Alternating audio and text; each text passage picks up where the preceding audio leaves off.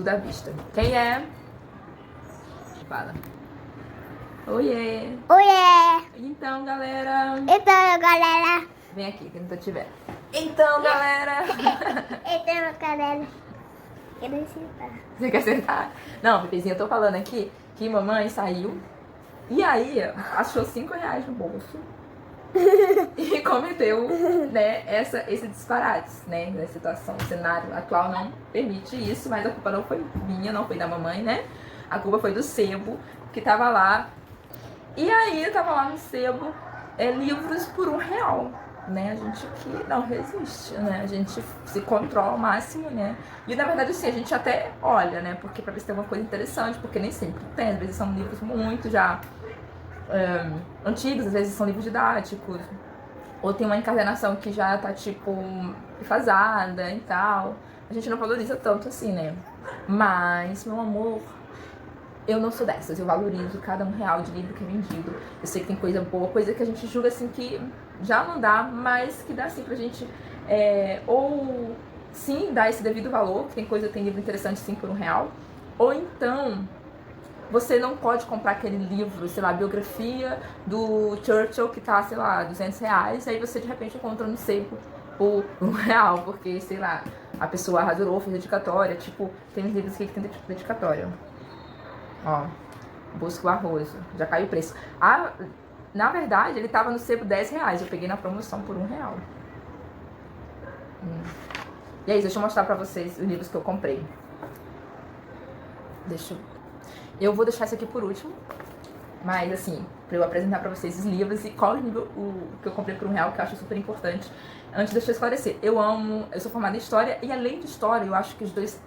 Eu acho não, tenho certeza absoluta que os dois têm que estar casados juntos, que é a questão de geografia e geografia política, né? Principalmente onde a gente tem que ter, sim, na mente também essa formação geográfica, pra gente também não se perder muito na história. Eu percebo muito isso quando eu dou aula de história, que aí você fala bem assim, então, gente, vamos falar da história da China, e aí a gente começa a falar sobre Mongólia versus invadindo a China, e todo mundo meio que tipo, o quê? Mongólia, o que isso existe? Né? Aí eu gosto da ferramenta da internet, que aí eu mostro o mapa da Mongólia, mostro ali a fronteira com a China, fotos do mapa lá da muralha da China.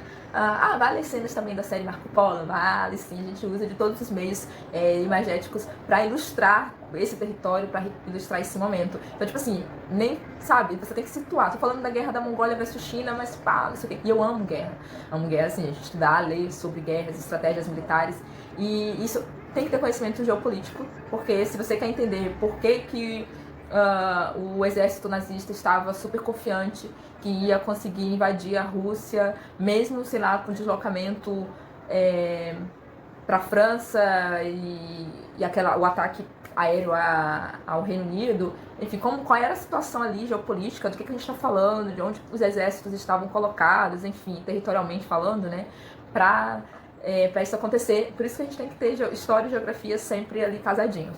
E esses livros que eu comprei foi justamente isso, por isso eu considero um achado. Por exemplo, olha só, Dialética de uma Derrota, sobre o Chile nos anos 70, na verdade é só dos anos 1970 a 1973, escrito pelo Carlos Altamirano. Ele era secretário do Partido Socialista, então eu acho que esse é o diferencial também, que eu olho assim, poxa, velho, o cara era secretário do partido, ele estava dentro de todo aquele movimento que estava acontecendo. Então deixa eu ler sobre o que ele está escrevendo, deixa eu ler a análise dele, que aliás ele faz uma análise aqui, considerações e propostas sobre uma estratégia revolucionária no Chile. Por exemplo, onde ele fala sobre imperialismo, fala sobre... ai, que linda! Fala sobre... Ele faz eu ainda não li, então eu só sei falar sobre o que está escrito aqui no índice. Ele fala sobre o Partido Socialista no Chile, fala sobre as coisas da unidade popular, enfim, sobre o cenário político, ele contextualiza. Oi, Eunice! Que linda, meu bebê! Tá. Aqui. Tá bom assim? Não. Não? Aqui.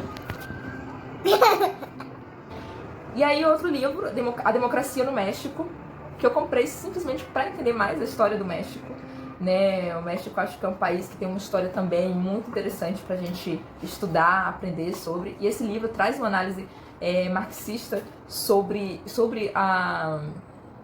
sobre o contexto político mexicano, né? Além de falar, claro, de coisas mais factuais, assim, de detalhes como estrutura social, estrutura política, sobre esse lance de estratificação e mobilidade social, que é muito importante pra gente entender como acontecem as lutas de classe no país, né?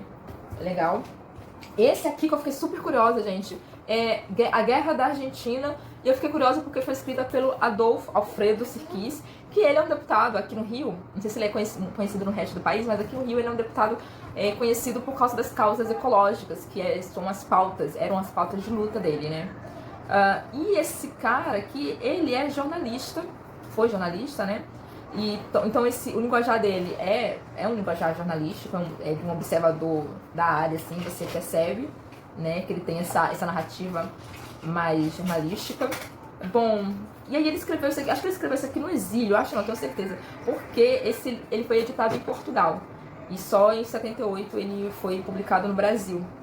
Então é um livro que vai falar sobre o período a era peronista na Argentina, então ou seja, de 1945 a 1977, que aí em 76 acontece o golpe dos militares lá, né, que tomam o poder, mas enfim, ele acompanha essa época do Perón, né, que foi também um cara, um líder, que todo o livro de história tem que ter sobre esse cara, porque ele era popular, né, um líder populista, tem a sua mulher Evita Perón, né, tem aí o filme com a Madonna no papel de Evita Perón, e enfim, é um cara marcante na história da Argentina. Acho que a gente tem que também ter esse conhecimento. E esse livro aqui que eu fiquei super curiosa também, na vontade, que é Rodésia, a Última Colônia, do Carlos Castilhos.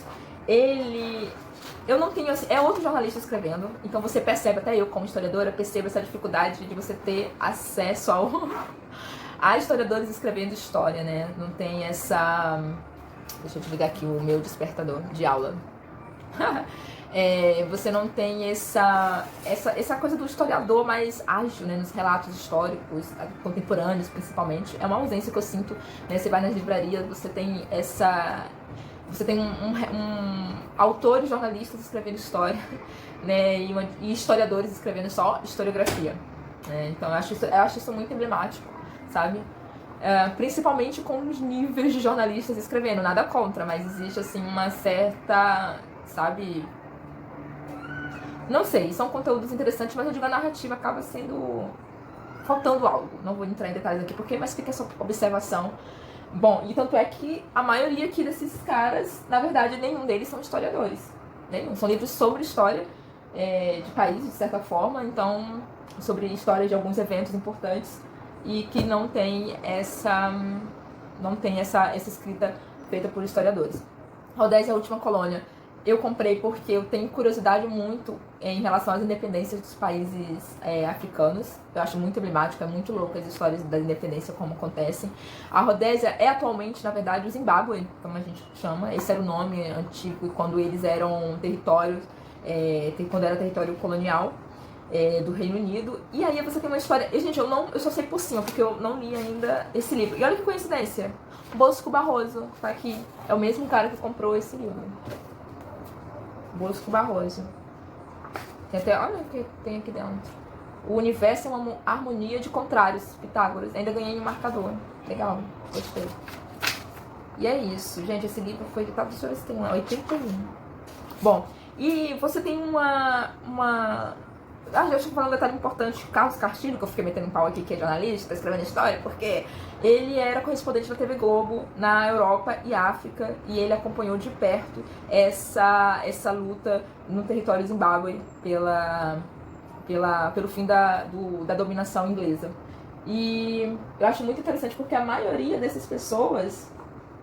Olha, interessante, a maioria não, todos esses autores, todos esses livros que eu mostrei aqui pra vocês... Todos os autores, eles estavam diante desse contexto, né? Então talvez seja por isso que os historiadores não estão escrevendo sobre isso, porque os historiadores vêm escrever só depois, né? Os jornalistas pegam a coisa ali no ato. Que é o que eu falei sobre o Carlos Altamirano, que ele era secretário do partido, então ele viveu essa época no Chile. O Pablo González, que ele é professor mexicano. Enfim, talvez seja até pesquisa dele, e tá aqui, um excelente livro. O Sirquis, que não é exilado, então ele aproveitou e fez a sua pesquisa, fez o seu trabalho, escreveu o livro. E o Carlos Castilho, que era correspondente da TV Globo, e aí pegou ali no ato essa experiência, né? E é muito legal, e tô curiosa para ler sobre o Zimbábue. Porque essas histórias assim de independência, principalmente com a coroa inglesa, são extremamente conflituosas. Vê só a África do Sul, a própria Zimbábue, Botsuana, que mais? Sudão. Deixa eu ver se tem alguma cola. Deixa eu ver aqui o que mais, gente.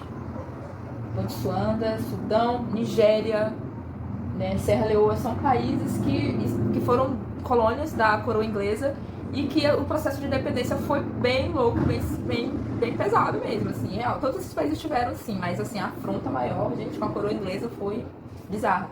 E, por exemplo, esse livro aqui do Frederick Forsyth, A História de Biafra, é um desses livros que traz ao impacto que é esse processo as consequências, né, do imperialismo na Nigéria.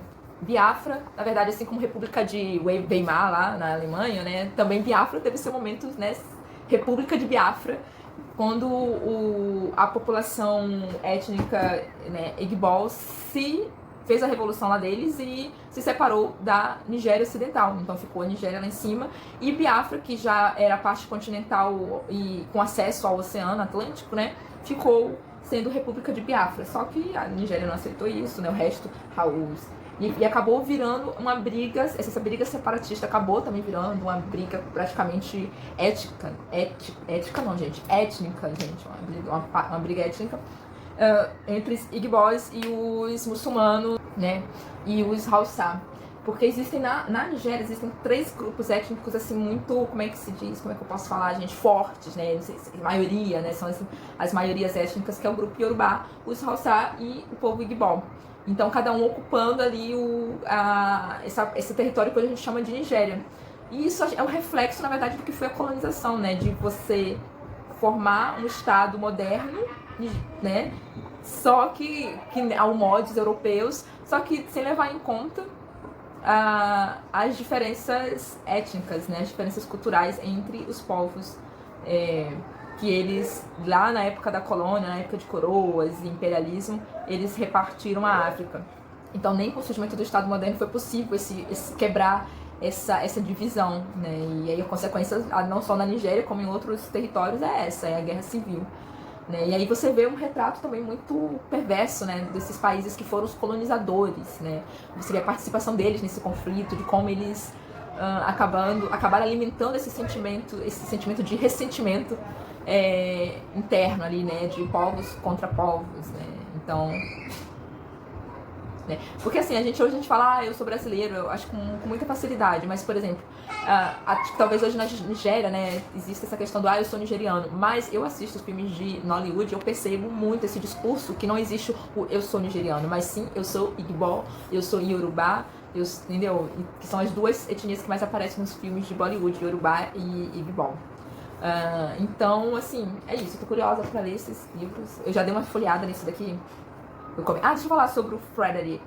O Frederick Forsyth, ele é, gente, um cara excepcional, porque ele é um cara que vende muito best-seller de livros de espionagem, contra-espionagem, enfim, estilo 007. E ele foi um espião. Ele foi espião pela coroa inglesa no M16, então os livros dele são muito nessa coisa, assim, de coisa de guerra, de tal.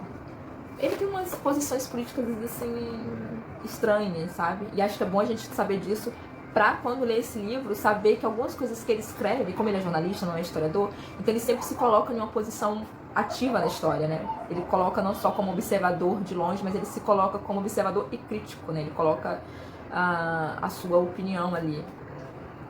E talvez isso prejudique um pouco, não é que não prejudica, mas a gente tem que ter esse cuidado na leitura de não achar que essa é a verdade absoluta da história, né? Afinal de contas, é um cara inglês, né, que está falando sobre uma guerra onde a coroa inglesa esteve envolvida, né, nos bastidores principalmente. Não só a coroa inglesa, mas outros países europeus também, né, ajudaram nesse massacre que aconteceu na guerra de Biafra. É isso, gente.